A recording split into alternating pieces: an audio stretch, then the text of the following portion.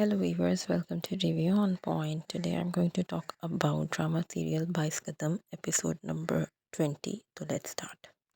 Starting scene में हमने देखा कि परी की टीम जो कि मैच फिक्सिंग की वजह से हार रही होती है, तो लास्ट प्लेयर लीज़ा ही रह जाती है और लीज़ा ज़बरदस्ती जाके बैटिंग करने जाती है और आतिफ उसे वहाँ पे बातें सुनाता है जो कि अपोजिट टीम का कैप्टन होता है और उसको कहता है मतलब इस तरह से कि ये तो मैंने सिर्फ सुना था कि औरत औरत की दुश्मन होती है, लेकिन तुम्हें देख के मुझे यकीन हो गया। और इस तरह की टॉन्ट भी करता है कि इसीलिए तुम्हारी नस्ल को हमने चूल्हे में झोंक दिया कि तुम लोग इसी किस्म की होती हो, और इस तरह की बातें करता है, उसको थोड़ा डिग्रेड करता है कि तुम गद्दार हो, दिस एंड दैट। और ये भी बता देता है कि तुम्हारी मैच जीत रही थी, हमसे इतना अच्छा खेल रही थी, लेकिन तेरे जैसी गद्दार की वजह से वो हार गई है। खैर लीज़ा को इन बातों पे थोड़ा सा गुस्सा आता है और फिर वो इतना अच्छा खेलती है कि वो फाइनली जितवा देती है, जिसके ऊपर सारे हैरान भी हो रहे होते हैं टीम वाले मेंबर्स, और बोल रहे होते हैं कि ये मतलब क्या हो रहा है, क्योंकि अभी तो उसका जुर्म साबित हो गया होता है कि उसने मैच फिक्सिंग की थी। बहरहाल फरी की टीम जीत जाती है और ये बहुत बड़ी विक्ट्री होती है। अंबर और फरी अपने घर जाती हैं, जाके उनके माँ बाप आराम से बैठे होते हैं सहन में, और जाके वो एकदम सरप्राइज़ देती हैं। ये एक मज़े का सीन था। ये जो आपस के फैमिली डायनामिक दिखाते हैं और इस तरह के लाइट से सीन दिखाते हैं, वो बहुत अच्छे लगते हैं कि खुशहाल सी फैमिली लगती है। इस तरह के सीन शूट हुए हुए होते हैं। बहरहाल उनका बाप जो होता है वो बहुत खुश होता है उनकी विक्ट्री को देख के, और अपनी वाइफ को कहता है कि मुझे सेलिब्रेट तो करने दो, क्योंकि उनकी माँ जो कि अगेंस्ट होती है उनके खेल के, वो उस वक्त भी गुस्सा ही दिखा रही होती है। फिर थोड़ी देर बाद हमने देखा कि ये दोनों बहनें अपने कमरे में कन्वर्सेशन कर रही होती हैं, जहाँ पे फेरी जो है वो थोड़ा सा परेशान है। परेशान नहीं है, मतलब वो कंफ्यूज है कि उसे समझ नहीं आ रही कि लीज़ा ने जब मैच फिक्सिंग की हुई थी तो उसने जितवाया कैसे। और इस बात पे अम्बर कहती है कि हो सकता है कि उसे अपनी गलती का एहसास हो गया हो, लेकिन फेरी कहती है कि वो लीज़ा, उसको अपनी गलती का एहसास नहीं हुआ होगा। फिर वो ये भी बात करती है उससे कि कल उसे जुनैद ने बुलाया, लेकिन अंबर सो चुकी होती है।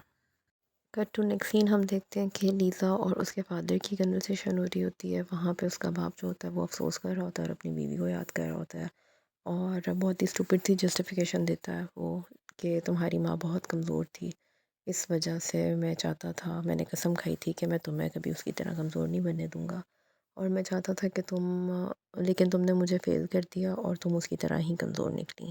जिसके ऊपर लीज़ा उसको ठीक ठाक सुनाती है और कहती है कि आप किस तरह के बाप हैं, मैं जीत के आई हूँ और आपको अफसोस हो रहा है कि मैं हार गई हूँ, और इस तरह की मतलब उसे रियलिटी चेक्स देती है। मतलब उसको अपने बाप को वो ये बताती है, या बेसिकली मतलब वो खुद भी इस तरह नेगेटिव साइड पे नहीं होती, लेकिन उसके बाप ने उसकी तरबियत ही इस किस्म की होती है कि उसे अपने से आगे कुछ पसंद नहीं आता, या वो थोड़ी प्राउड होती है। तो ये सारी इन दोनों की कन्वर्सेशन होती है, और यहाँ पे हमें लीज़ा भी नज़र आई कि वो दिल से इतनी बुरी नहीं होती। नेक्स्ट डे फरी जब उठती है तो वो जाके अपने पेरेंट्स के पास बैठती है, इधर उधर की बातें करती है, अंबर की शादी से रिलेटेड बात करती है, और अभी मुद्दे की बात करने ही लगती है, यानी कि लाहौर जाने की। तो उसकी माँ उठ के वहाँ से चली जाती है। फिर वो अपने बाप से बात करती है, लेकिन बाप पहले ही भांप लेता है और उसको इनकार कर देता है, लेकिन वो किसी ना किसी तरह कन्विंस कर लेती है, और बाप बीइंग अ गुड फादर वो मान भी जाते हैं। फिर फरी बहुत ही प्यार सा तैयार होती है, जिसके ऊपर आमू जो होती है वो थोड़ा शौक भी होती है कि ये इतना तैयार होकर कहाँ जा रही है। वो बहुत ही प्यारी कन्वर्सेशन थी दोनों बहनों की, जिस तरह की चिट चैट होती है। और फाइनली हमने वो सीन देखा जिसका हम सबको इंतज़ार था, कि इस सीन में जुनैद फाइनली फरी को प्रपोज़ करने जा रहा होता है, लेकिन साथ ही करियाने की कॉल आ जाती है। खैर इस सारे सीन में दोनों की एक्टिंग बहुत अच्छी थी, स्पेशली हरीम फ़ारूक की एक्टिंग बहुत ज़बरदस्त थी। जिस तरह वो नर्वस होती है, जिस तरह वो सारी बात कर रही होती है उससे, जो उसकी बॉडी लैंग्वेज होती है वो बहुत ज़बरदस्त होती है। वो करियाने के पास पहुंचते हैं तो करियाने ने कोई ख़ास बात नहीं करनी होती, और यहाँ पे करियाने और परी के सीन भी बहुत अच्छे थे। इसी दौरान वहाँ पे लीज़ा भी आ जाती है। वो सबसे पहले आके सारी टीम से माफ़ी मांगती है और उसको कहती है कि मुझे पता है कि तुम लोग मुझे माफ़ नहीं कर सकते, लेकिन बस मैं माफ़ी मांगना चाहती हूँ। इस तरह की वो कन्वर्सेशन उनके साथ करती है, थोड़ा कन्विंस करने की कोशिश करती है, लेकिन उसे पता होता है कि लाहौर तो फाइनल्स में तो ये टीम उसको नहीं लेके जाने वाली।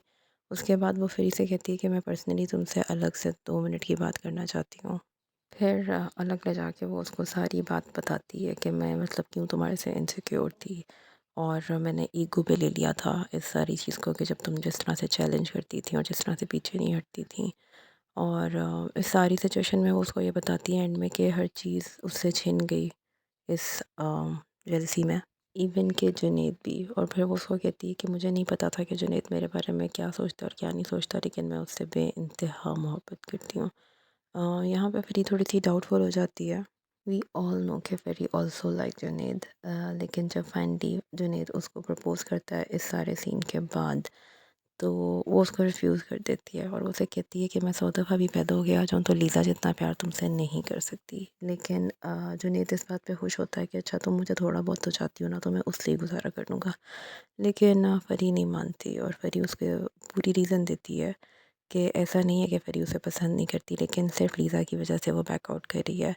जिसके ऊपर जुनैद हमारा पहले दिन से ही कंफ्यूज बॉय अभी भी कंफ्यूजन का शिकार होता है। और ख़ैर इन दोनों के बीच में ये तय होता है कि हम आगे भी इसी तरह दोस्तों की तरह चलेंगे। खैर overall it was enjoyable watch, मज़ा आया देखने का ड्रामा। और ऑब्वियसली स्टोरी बहुत अच्छे तरीके से आगे रफ्तार पकड़ रही है, मज़ा आ रहा है देखने का। अब देखना ये है कि एंड अप तो हमें पता है कि फेरी और जुनैद का इकट्ठे ही होगा। तो लेट्स सी कि आगे किस तरह स्टोरी बढ़ती है। इनकी लव स्टोरी में ट्विस्ट तो आना था, इसलिए ये ट्विस्ट ज़रूरी था। और आगे से अब अंबर की भी शादी आ रही है, तो वो भी देखना है कि ये अंबर को किस तरह कन्विंस करेगी आगे जाने के लिए। और अंबर के साथ पता नहीं क्यों ऐसा लग रहा है कि दोबारा से कोई मिसहैप होने वाला है उसके साथ। तो let's see, wait and watch. Till then you guys subscribe my channel, like the video, share the video, take care, thank you.